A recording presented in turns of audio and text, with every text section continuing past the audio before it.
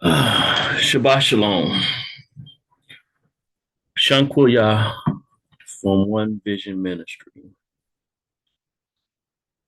I've been dealing with He Got Next and kind of put a pause on it a little bit to do other things, but still I'm on it. Today I want to deal with Father Abraham, who had many sons, and many sons had Father Abraham. So when you look at the biblical narrative, the 66 books has it as if Abraham was just some random guy that Yah chose. But if you go into the pseudographical books or the book of Yasher, you see more information. Noah came out of the flood with his three sons and their wives, and as well as his wife. Shem was the one that was passed on the mantle from Noah. Shem was living all the days of Abraham. Abraham, when his birth came about, was during the time of Nimrod. The 66 book speaks of Nimrod as a great warrior, but it does not give much detail. It doesn't give much detail about Shem either. So you have to look for other sources. And a lot of times with that, that's a bother to folks. It doesn't say much about the youth of Abraham. So I want to share something in Yasher to identify him as the Messiah of that day or the anointed of that day, the projected leader of that day. All that covenant that came to Abraham or Abram or Avram was already set in motion. It was already known prior to him even being born. But yet there's information. So let's go there. I'm gonna share my screen and we're gonna get to reading and talking. So going over here to the book of Yasher. I want to close off some screens so that the notifications don't interrupt. But okay, share my screen now. This is an online resource of it. I have it in book form and other things, but I'm going to read it from the online source. Is Book of Yasher. I'm not going to pronounce the J, chapter 8. And it was in the night that Avram was born, and all the servants of Terah, that's Avram's father, and all the wise men of Nimrod and his conjurers came and ate and drank in the house of Terah, and they rejoiced with him on that night. When all the wise men and conjurers went out from the house of Terah, they lifted up their eyes toward heaven that night to look at the stars. Something about these stars, something about the constellations and stuff that are constantly connected to the text of Yah. And they saw, and behold, one very large star came from the east and ran in the heavens, and he swallowed up four stars from the four sides of the heavens. And all the wise men of the king, all the wise men of Nimrod, and his conjurers were astonished at the sight, and the sages, magicians, understood this matter, and they knew its import. They knew about its importance. And they said to each other, this only betokens the child that has been born to Terah this night, who will grow up and be fruitful and multiply. Sounds like Adam, a new Adam, that mantle that I spoke of, that Noah had and passed on to Shem. I myself, in another book, have heard that mantle to be the Melchizedek,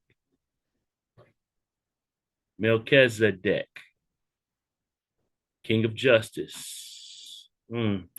But fruitful and multiply, and possess all the earth, have dominion, he and his children forever. Sounds about like what Yah later says to Avram when he becomes an adult in the 66. And he and his seed will slay great kings and inherit their lands. And the wise men and conjurers went home that night, and in the morning, the AM, all these wise men and conjurers rose up early and assembled in an appointed house. And they spoke and said to each other, behold, the sight that we saw last night is hidden from Nimrod, the king. It has not been made known to him. And should this thing get known to the king, to Nimrod, in the latter days, he will say to us, why have you concealed this matter from me? And then we shall all suffer death.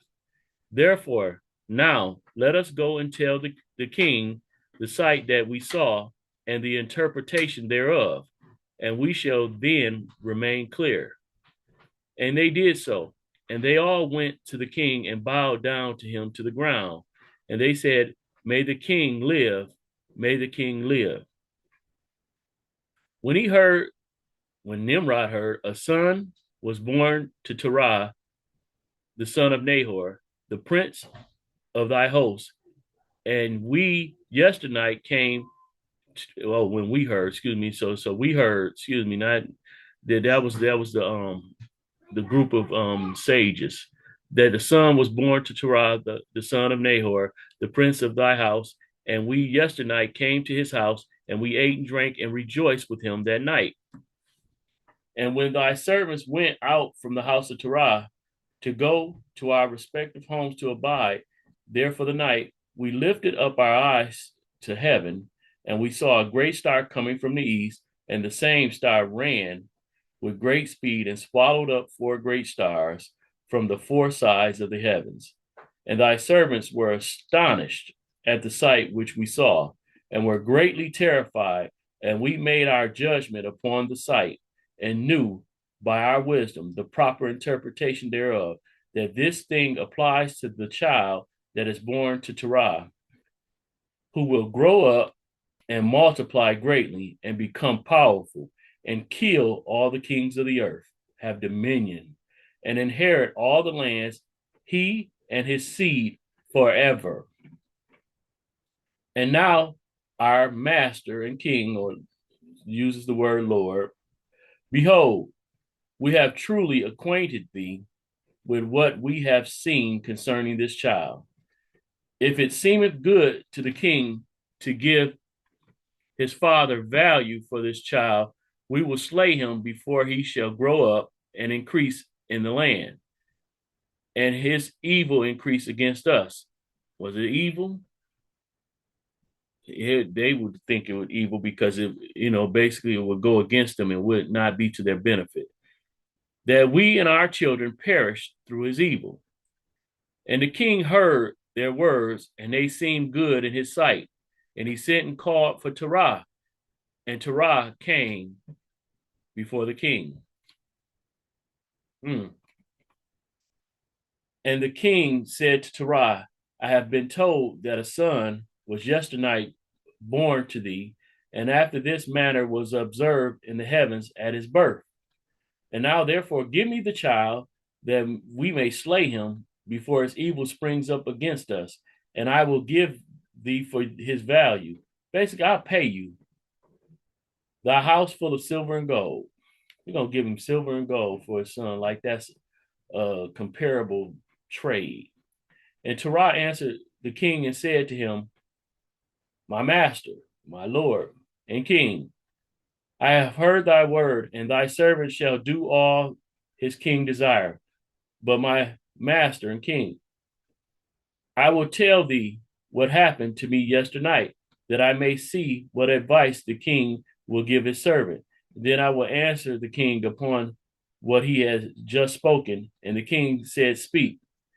And Terah said to the king, Aon, son of Moreb, came to me yesterday, saying, Give unto me the great and beautiful horse that the king gave thee, and I will give thee silver and gold and straw and provision for its value. And I said to him, Wait till I see the king concerning thy words, and behold, whatever the king saith, that will I do. And now, my master and king, behold, I have made this thing known to thee, and the advice which my king will give unto his servant, that I will follow. And the king heard the words of Terah, and his anger was kindled, and he considered him in the light of a fool. And the king answered Terah, and he said to him, Art thou so silly, ignorant, and deficient in understanding to do this thing, to give thy beautiful horse for silver and gold, or even for straw and provision? Art thou so short of silver and gold that thou shouldest do this thing, because you can't not obtain straw and provender to feed thy horse? Basically, he, he this king ain't observing that he really talking about him. But okay, and what is silver and gold to thee, or straw or provender, that thou shouldest give away thy fine horse which I gave thee, like which there is none to be had on the whole earth? And the king left off speaking, and Terah answered the king and saying, Like unto this has the king spoken to his servant. Basically, you asked me to give up my son. You saying it's not wise of me to give up this fine horse, but now you want me to give up my fine son. I beseech thee, my master and king, what is this which thou didst say unto me, saying, Give thy son that we may slay him, and I will give thee silver and gold for his value. What shall I do with silver and gold after the death of my son? Who shall inherit me? Basically, who is going to be my legacy? Who's going to be my descendant? Surely then, after my death, the silver and gold will return to my king who gave it. Like, who's going to be the benefactor of all I have if you kill my son? And when the king heard the words of Terah and the parable which he brought concerning the king, it grieved him greatly, and he was vexed. He was angry at this thing, and his anger burned within him. He was pissed off. Some people might be offended by the word pissed. And Terah saw that the anger of the king was kindled against him, and he answered the king, saying, All that I have is in the king's power. Whatever the king desired to do to his servant, that let him do. Yea, even my son, he is in the king's power. Without value in exchange, he and his two brothers that are older than he. So this wasn't his only son. He had others, but again, he's pleading with the king. He has others to, I guess, leave as, an inheritance, but this son, again, is a special son. And the king said to Terah, No, but I will purchase thy younger son for a price. And Terah answered the king, saying, I beseech thee, my master and king, to let thy servant speak a word before thee, and let the king hear the word of his servant. And Terah said, Let my king give me 3 days. 3 days. So Abraham was to have 3 days before he died. Ring a bell? But anyway, 3 days' time till I consider this matter within myself and consult with my family concerning the words of my king. And he pressed the king greatly to agree to this. And the king hearkened to Terah. And he did so, and he gave him 3 days' time. And Terah went out from the king's presence. And he came home to his family and spoke to them all the words of the king, and the people were greatly afraid. And it was in the 3rd day that the king sent to Terah, saying, Send me thy son for a price, as I spoke to thee.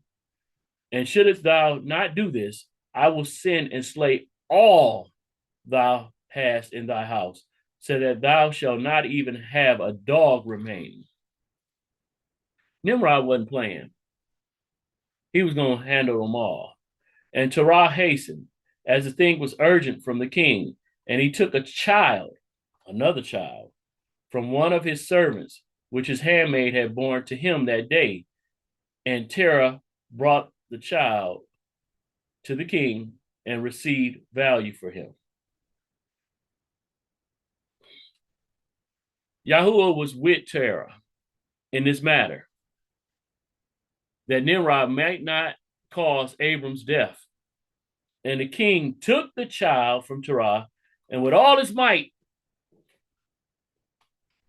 he dashed his head to the ground like a football spike. Boom! For he thought it had been Abram. And it was concealed from him from that day, and it was forgotten by the king, and it was the will of providence not to suffer Abram's death. So he spiked that baby and killed it, thinking it was Avram.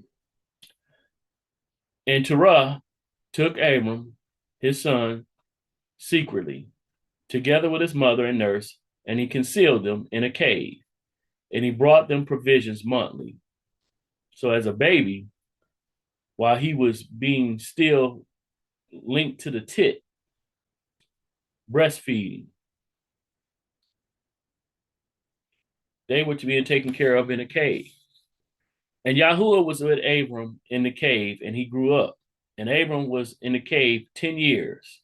And the king and his princes, soothsayers, and sages thought the king had killed Abram. So they hid him away. Let's continue. I want to read a little bit more, read into the next just a little bit, because, want to substantiate some of the stuff I mentioned earlier a little bit. So going over to 9. See if this will click over. There we go. We're in 9. Book of Yasher, chapter 9. And Haran, the son of Terah, Abram's oldest brother, took a wife in those days. Haran was 39 years old when he took her. The wife of Haran conceived and bare a son, and he called his name Lot. Most of us have been taught to pronounce it Lot, but Lot is more so probably the pronunciation. And she conceived again and bare a daughter, and she called her name Milcah.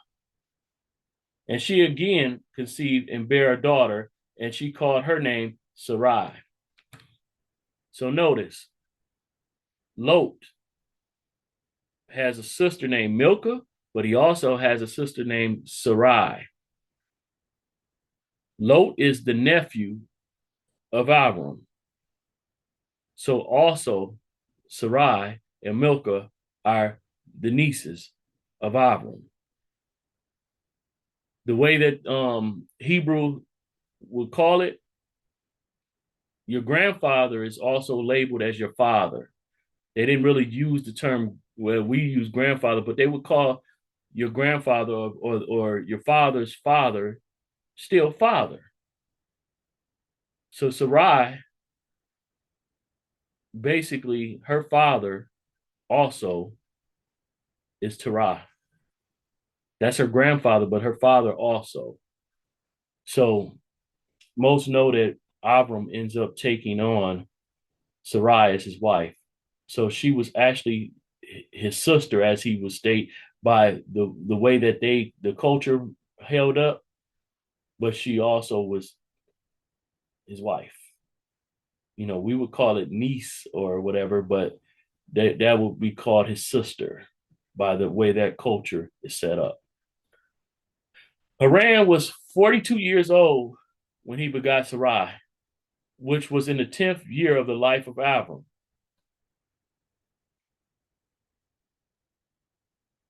So she was 10 years younger. And in those days, Avram, his mother, nurse, and his mother's and nurse went out from the cave, as the king and his subject had forgotten the affairs of Avram. And when Avram came out of the cave, he went to who? To Noah and his son Shem. Noah being a Melchizedek. I know y'all most don't want to hear that, but and his son, the person that was to be passed on that mantle.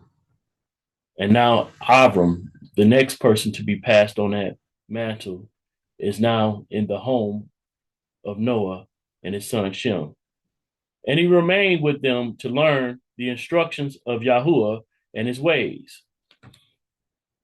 So Avram was raised up learning of Yah. The 66 books almost makes it as, that Yah just out of the blue approached him as he was an adult. But this young man, according to this text, was raised up to know Yah. That Yah's men that knew Yah clearly, that were still very much alive during the time of Avram, if you do the timeline, they taught Avram of Yah. So it was not that he, just out of the blue picked him out. He was picked before when he was in the womb. He knew it was known who he was going to be in the womb. He had next way before he even manifested as a man. But of course, it's made to seem as if he didn't learn of Yah until he was an adult. And no man knew where Avram was, and Avram served Noah and Shem, his son, for a long time. And Avram was in Noah's house 39 years. How old was in the 66 that it said Avram was when he met up with Yah? Got to do that math. I'm gonna have to look into that. And Avram knew that he knew Yahuwah from 3 years old. So actually, he knew him before he was 10, before he went into to Noah's house, it says. And he went in the ways of Yahuwah into the day of his death, as Noah and his son Shem had taught him. And all the sons of the earth in those days greatly transgressed against Yahuwah, and they rebelled against him, and they served other deities, you see the word. And they forgot Yahuwah, who had created them in the earth. Sounds almost like what happened when Noah had to have the flood come about. And the inhabitants of the earth made unto themselves at that time every man his deity, deities of wood and stone, which could neither speak, hear, nor deliver. And the sons of men served them, and they became their deities.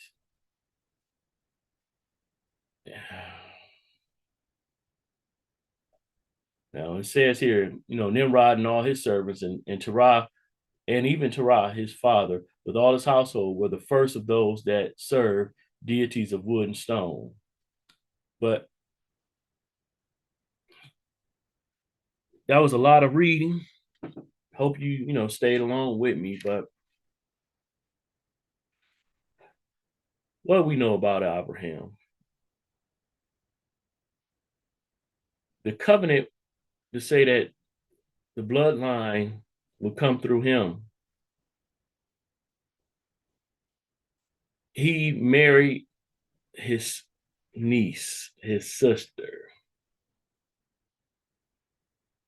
They were born up in the same household. His nephew, Lot, same household.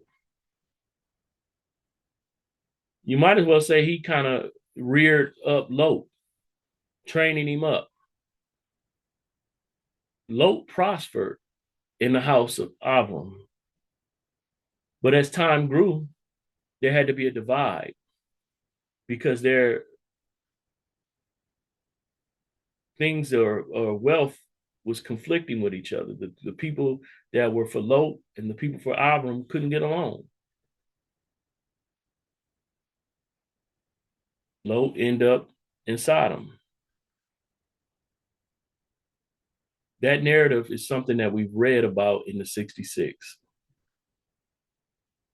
Then you see the promise made to Avram. It was already established that his bloodline forever would have dominion on the earth. He didn't have any children. So what bloodline? He wanted to make Eleazar his servant, ruler of his house. But that would be an end to his bloodline. That would be passing on his inheritance or his wealth to another nation or another people group, not even his bloodline. So the promise came that he would have a son. But Sarai had not produced a child in all those many years. Name changed to Sarah still. The promise was there, but the patience wasn't. So what did she do? She said, here, take this woman. Now, many people neglect or to think about where did Hagar come from? So there was a time that Avram went through Egypt with this beautiful bride of his, a beautiful wife. But what did he tell her? Tell them you're my sister. A truthful thing, but a deceptive thing.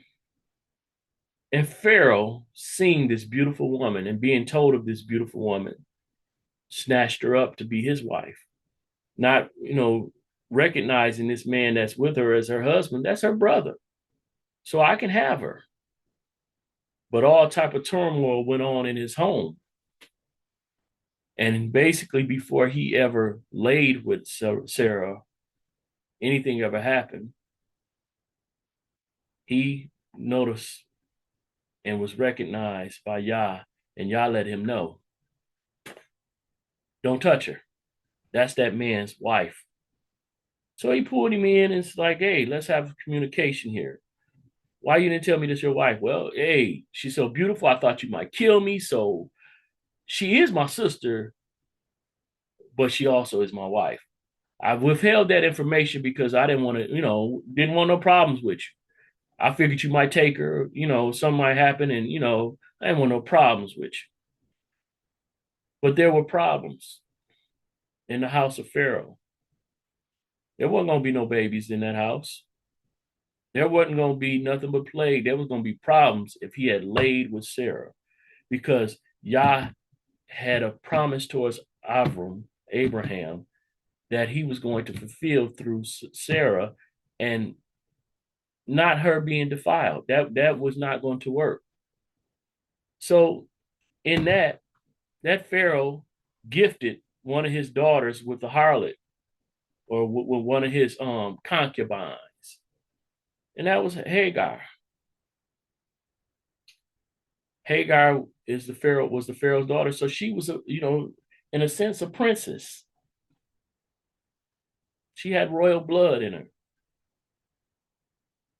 but that was who was given to Sarah as a payment for what had happened, the transgression that happened against Avram, and that covenant they had of husband and wife, here.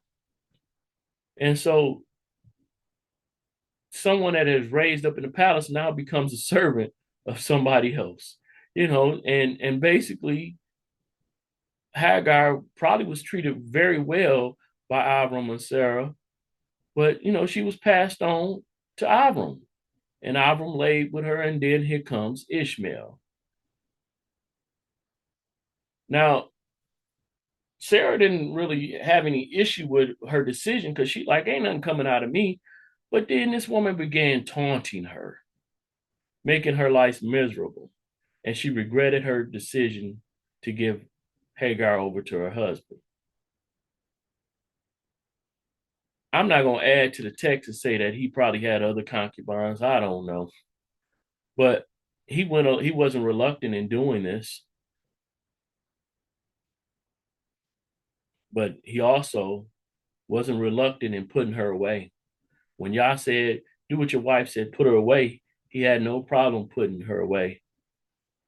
See, Ishmael, basically, he himself, he was loved by his father, but, when Sarah did have a son in Isaac, he was jealous because he seen the attention that Isaac was getting way more attention, more love because he was by the wife of choice, the wife of love.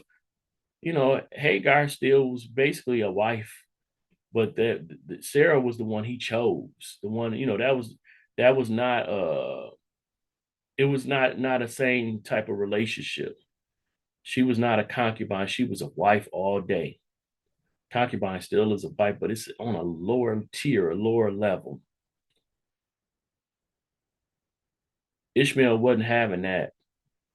In Yasher, it even shows that Eliezer, who was supposed to be giving over the, inheritance of the house, him and Ishmael kind of, would have talks. That time that, that they went to sacrifice, Avram went to sacrifice, Ishmael and Eliezer was the two men that were with Avram. And they basically was like, hey, when he killed him, one of us gonna, be in this spot again. Yeah. Isaac had next. He was gonna be the next. Yep. And then even when Isaac went, raised up, it was said that, through Isaac, that would be the bloodline. Isaac had two sons, two nations in him. It was two sons. We could say now two nations. We could say that it was Israel and Edom now, but at that time it was just twins, fraternal twins. One reddish, hairy, the other one just a bald little child. They twins, but we want to make it as if they're just two different. Like the same DNA is not in them. They both had the same father, the same mother. You know, they came out of the same womb. Just like Ham, Shem, and Japheth came out of the same womb. So many people want to make it as if that just because Shem was chosen that Japheth and Ham weren't chosen, but that would not be true. That would not be true. Want to know why? I mean, hold on. I'm saying Japheth and yeah, hold on, yeah, Shem. Okay, let me get it right. Not Ham. Yeah, it is Ham. Ham. Yeah, I got it right. Yeah, yeah, I got it right. Okay, let me see. But anyway, Japheth was on that boat. He was one of the ones saved. There were 8 people saved out of all the earth. 8 people saved.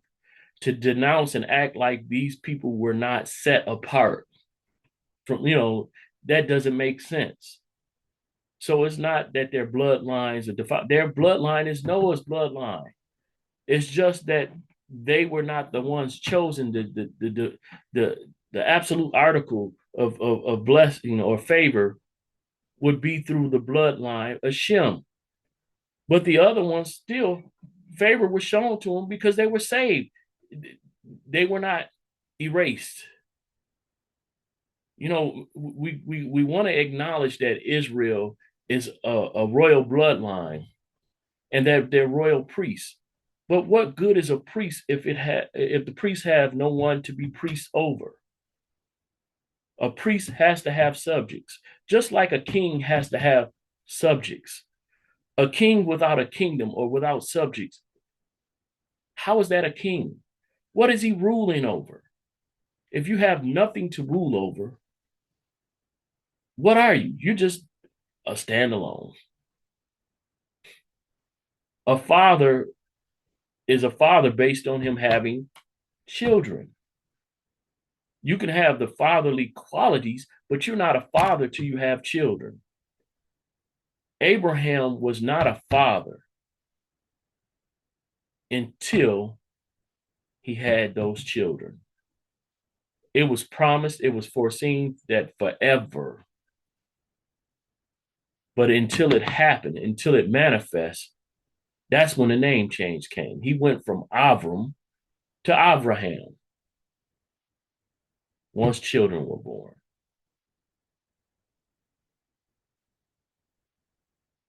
He had next. You get from Isaac to Esau and Yaakov, where Yaakov becomes Israel. Esau, we call the Edomites. So many want to hate them. But how can you hate your brother? You're supposed to love your brother. Yes, you can hold them accountable, judge righteously, use a balanced scale. But if they walk in an agreement and obedience to Yah, you definitely are supposed to accept the men, not reject them.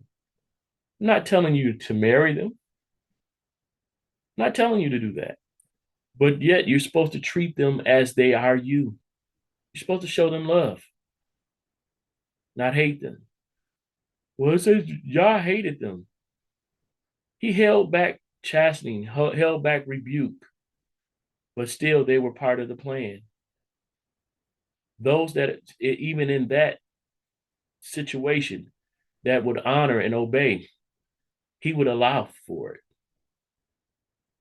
He's master of all mankind, from Adam to Noah to Shem to Abraham, and so on. We got Isaac, and a promise was made about Isaac. So that means both sons were a part of the promise. You got next. I'm going to keep moving forth on this, but I just wanted to talk, and feel free to give me input, talk on it. I'm pretty sure I'm going to hear some people say that this book is not viable and it's not something they accept, but I don't see anything here that conflicts with what's said in the Torah. There's a lot of lack of information. You don't see anything talking about Avram's time from his birth till when Yah supposedly spoke to him in the 66. All of this comes in Genesis, a book that's a retelling by Moshe. So what would have been said during the times of Avram? If you're retelling something that you were not present in, someone else had that information. So to just believe that no one else documented it, it's kind of interesting. And a lot of times it won't have to be documented in writing, but it can be documented in verbal conversation. Moses definitely is a witness that I accept, but it's not hard for me to accept other witnesses that match up and line up. I don't see anything that conflicts. The 66 speaks about Nimrod being a mighty warrior, but it gives no detail. Got to look for other sources to give you the details, unless you just want to be negligent and ignore. But to act as if the 66 is the complete telling of the whole story and narrative, that does not, it does not fit. And I get it. People are offended by things that don't feel comfortable and that they're not used to. The measure is the Torah. If anything conflicts against Torah, I throw it away. But Abiyah, we thank you for the Shabbat. We thank you for allowing us to see ourselves in the text and be able to read things and grow from it. Allow us to sift through things that are not your will, not your ways, not your word. If I've touched on something that, offends you, chasten me and correct me so that I may come back and set the record straight. I thank you for anyone who listens to this. May they be baruched, but also let us all grow together. I thank you for your purpose and will in my life. I feel and believe myself to be pre-assigned to do as I do. I'm not perfect in this, and you're working on me, and I'm competing with myself and not others. May those that listen learn to compete with themselves and not others so that they get better to be a better representation of who you have spoken into existence in them. I thank you for that. Hallelujah. Hallelujah. Shabbat shalom. Shabbat shalom.